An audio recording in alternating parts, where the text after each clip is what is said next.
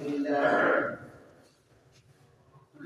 لله رب العالمين، والصلاة والسلام على سيد الأنبياء والمرسلين، نحمده ونستعينه ونستغفره ونؤمن به ونتوكل عليه ونعوذ بالله من شرور أنفسنا ومن سيئات أعمالنا.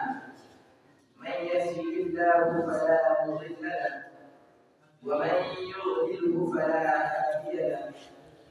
أشهد أن لا إله إلا الله وحده لا شريك له وأشهد أن محمدا عبده ورسوله.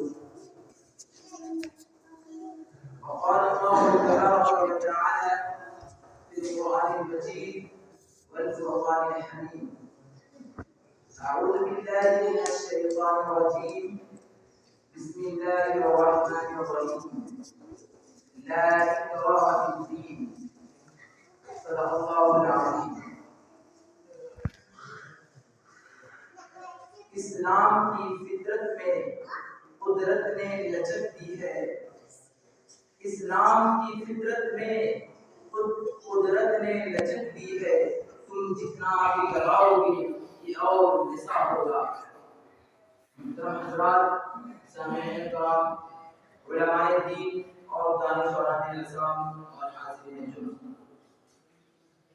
جب تاجدار وقت محمد عربی صلی اللہ علیہ وسلم نے فاران کی اور کفرستان میں خودداری کا پیغام پہنچایا، اللہ کی طرف بلایا اور لوگوں کو اللہ کی عبادت کی طرف دعوت دیا، تو دوست دشمن بن گئے، اپنے پرائے ہو گئے.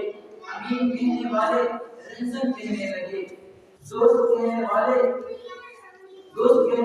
دشمن بن گئے.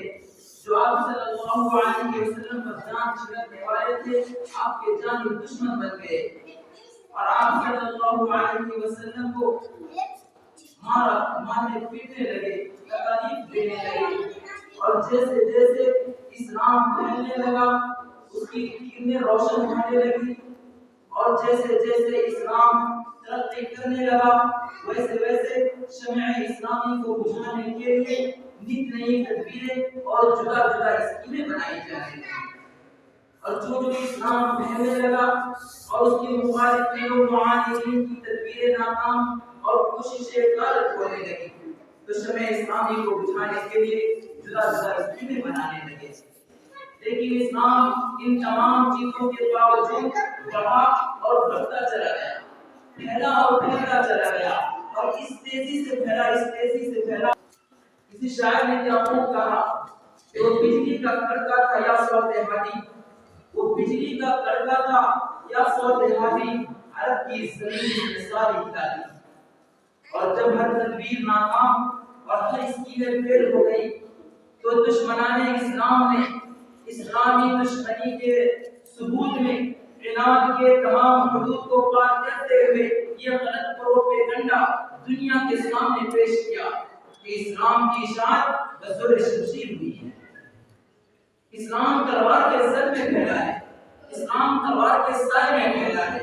مگر اس جھوٹ سے لبریز پروپیگنڈا کو باطل کرنے کے لیے لفظ اسلام ہی کافی ہے، کیونکہ اسلام نام ہے امن و امان کا، اسلام نام ہے صلح و عشق کا، اسلام نام ہے اخوت و محبت کا، اسلام نام ہے اخلاق و کردار کا، اسلام نام ہے اخوت و محبت کا، آپسی بھائی چارے کا. اسلام تلوار کے زور سے نہیں پھیلا، اسلام تلوار کے سائے میں نہیں پھیلا، بلکہ اسلام پھیلا ہے ان احکام ناصحانہ کے ذریعے جو قرآن ہمیں سکھاتا ہے. قرآن کہتا ہے لا اکراہ فی الدین، اسلام میں کوئی زبردستی نہیں. لکم دینکم ولی دین، تمہارا دین خود کو مبارک ہو، ہمارا دین ہم کو مبارک ہو. اور اسلام پھیلا ہے اس اخلاق کریمانہ کے ذریعے جو صاحب قرآن ہمیں سکھاتا ہے. صاحب قرآن یعنی محمد عربی صلی اللہ علیہ وسلم. محمد عربی صلی اللہ علیہ وسلم کے جو اخلاق ہیں، جو کردار ہیں، ان اخلاق کریمانہ کے ذریعے اسلام پھیلا ہے. اسلام سکھاتا ہے کہ اپنے مزاج کو ٹھنڈا رکھو، اپنے اخلاق کو دوسرے کے سامنے اچھے طریقے سے پیش کرو تاکہ دوسرا دیکھ کر اسلام لانے پر مجبور ہو جائے۔ اسلام زور زبردستی نہیں کرتا، اسلام تلوار نہیں چلاتا۔